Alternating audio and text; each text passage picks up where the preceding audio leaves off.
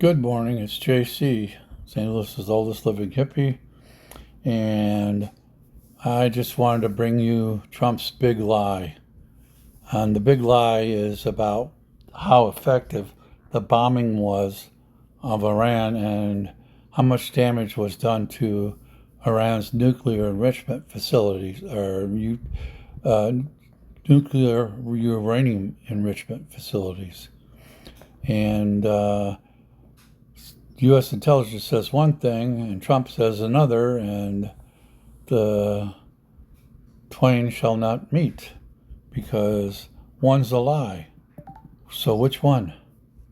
I let you guess, and I bet you get it right. Let's listen to this. It was very inconclusive. The intelligence says we don't know. It could have been very severe. That's what the intelligence says. So I guess that's correct. But I think we can take that we don't know. It was very severe. It was obliteration. And you'd think that a media outlet would say, isn't that a great thing? We have the hour to sift through whatever he was trying to say there. Hi again, everybody. It's now 5 o'clock in the East, 4 days after dramatic military action in Iran. Do you know where your Secretary of Defense is? What he's doing? Keep that question in the back of your mind as we evaluate what Donald Trump just said or tried to say, practically in the same incoherent breath, admitting the preliminary U.S. intelligence of the damage done in the wake of the U.S. strike on Iranian nuclear facilities was, in Trump's telling, quote, very inconclusive, end quote, but that Donald Trump also believes that same, quote, very inconclusive intelligence somehow proves, quote, obliteration. That muddled statement came after leaked documents, a leaked internal assessment reportedly suggested that the U.S. strikes weren't as successful as Donald Trump originally claimed they were. Now, an alarming Axios piece of reporting says the Trump administration's response to all of this is to limit the classified information that it shares with Congress moving forward. That's according to 4 administration sources who say this, quote, federal officials are planning to limit posting on CapNet, a system the administration uses to share classified information with Congress. The DIA, that's the Defense Intelligence Agency's assessment on the Iran bombings was put on CapNet late Monday. Quote, go figure. Almost as soon as we put the information on CapNet, it leaks, an administration source said.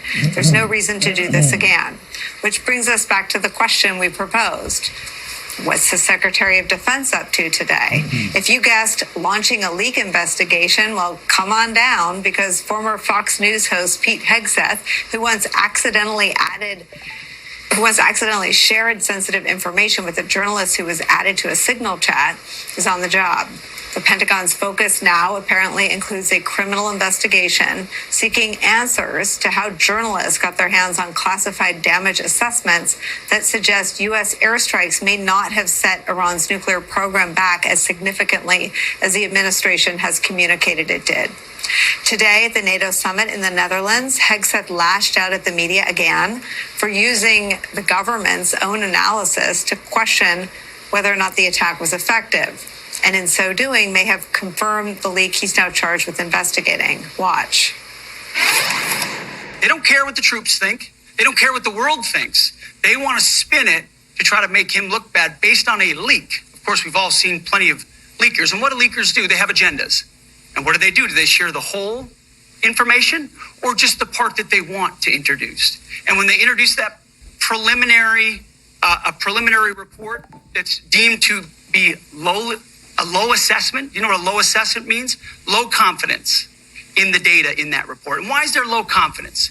Because all of the evidence of what was just bombed by 12 30,000-pound bombs is buried under a mountain, devastated and obliterated.